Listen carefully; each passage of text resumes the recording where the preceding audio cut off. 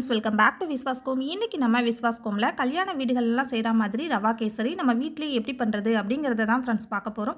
நீங்கள் இப்போ தான் நம்ம சேனலை ஃபஸ்ட் டைம் பார்க்குறீங்க அப்படின்னா மறக்காமல் இந்த வீடியோ கீழே இருக்கிற ரெட் கலர் சப்ஸ்கிரைப் பட்டனை சப்ஸ்கிரைப் பண்ணிக்கோங்க. கூடவே பக்கத்தில் இருக்கிற பெல் பட்டனையும் ப்ரெஸ் பண்ணிக்கோங்க. இப்போ வாங்க வீடியோக்குள்ளே போகலாம்.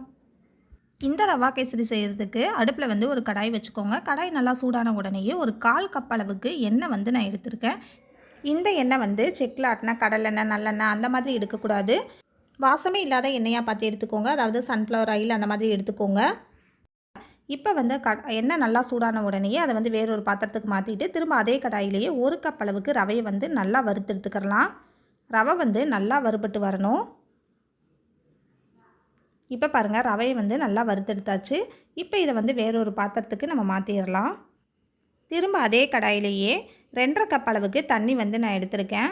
1 கப் ரவைக்கு 2.5 கப் தண்ணி வந்து கரெக்டான அளவில் இருக்கும். அதே மாதிரி 1 கப் ரவைக்கு 1/4 கப் அளவுக்கு எண்ணெய் வந்து எடுத்துக்கோங்க. இப்போ இந்த தண்ணி வந்து நல்லா கொதிச்சு வரணும். இப்போ தண்ணி வந்து நல்லா கொதி வந்துருச்சு. இப்போ இதில் வந்து ஏற்கனவே வறுத்து வச்சுருக்கிற ரவையை வந்து நம்ம இதில் சேர்த்துட்டு நல்லா கிளறி விட்டுக்கிறலாம். நல்லா கட்டிகள் இல்லாமல் ரவையை வந்து நல்லா கிளறி விடுங்க. இப்போ இந்த ரவை வந்து நல்லா வெந்து வரணும். இதில் வந்து நான் கொஞ்சமாக வந்து கேசரி பவுடர் வந்து சேர்த்துருக்கேன்.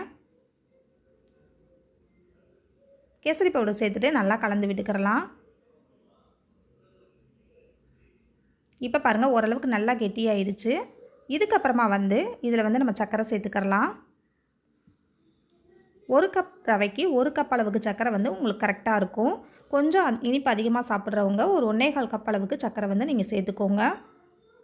இந்த மாதிரி சேர்த்துட்டு நல்லா கிளறி விட்டுக்கிறலாம். சர்க்கரை சேர்த்த உடனேயே கொஞ்சம் வந்து கேசரி வந்து கொஞ்சம் இலக்கம் கொடுத்த மாதிரி இருக்கும். இது கூட வந்து ஒரு 3 ஏலக்காய் வந்து நான் தட்டிட்டு சேர்த்துருக்கேன்.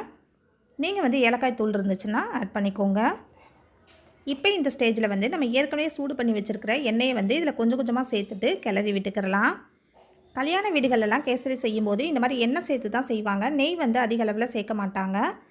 நம்ம நெய் வந்து அதிக அளவில் சேர்த்து செய்யும்போது நமக்கு வந்து கேசரி வந்து திகட்ட ஆரம்பிச்சிரும். நீங்கள் நெய் சேர்த்து செஞ்சாலுமே கேசரி வந்து கொஞ்சம் நேரத்துலேயே கொஞ்சம் கெட்டியாக ஆரம்பிச்சிரும். இது போல் எண்ணெய் சேர்த்து செய்யும்பொழுது கேசரி வந்து நீங்கள் செய்யும்போது எப்படி இருந்துச்சோ அதே மாதிரி தான் எவ்வளோ நேரம் கழித்து சாப்பிட்டாலும் இதே டேஸ்ட்டில் தான் இருக்கும், கெட்டியாகாது. இது கூட வந்து ஒரு பிஞ்ச் அளவுக்கு உப்பு வந்து நான் சேர்த்துருக்கேன். சேர்த்துட்டு நல்லா கிளறி விட்டுக்கிறலாம். அவ்வளோதான், இப்போ கேசரி வந்து நமக்கு ரெடி ஆயிடுச்சு. இப்போ வந்து நம்ம முந்திரி பருப்பை வந்து வறுத்தெடுத்துக்கிறலாம். இதுக்கு வந்து ஒரு பாத்திரத்தில் வந்து கொஞ்சமாக நெய் சேர்த்துட்டு நெய் நல்லா காஞ்ச உடனேயே ஒரு 10-15 முந்திரி சேர்த்துட்டு நல்லா வறுத்தெடுத்துக்கிறலாம். மொத்தமாகவே இந்த கேசரிக்கு பார்த்திங்கன்னா 1-2 டீஸ்பூன் நெய் மட்டும் தான் நமக்கு தேவைப்படும்.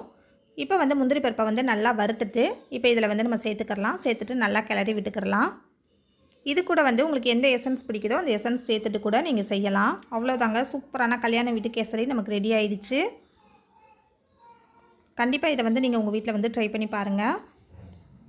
ட்ரை பண்ணி பார்த்துட்டு எப்படி இருந்துச்சு அப்படின்னு கமெண்ட்டில் சொல்லுங்கள். இந்த வீடியோ உங்களுக்கு பிடிச்சிருந்துச்சு அப்படின்னா லைக் பண்ணுங்கள், மற்றவங்களுக்கும் ஷேர் பண்ணுங்கள். மறக்காமல் விஸ்வாஸ் கோமா சப்ஸ்கிரைப் பண்ணுங்கள். தேங்க்ஸ் ஃபார் வாட்சிங்.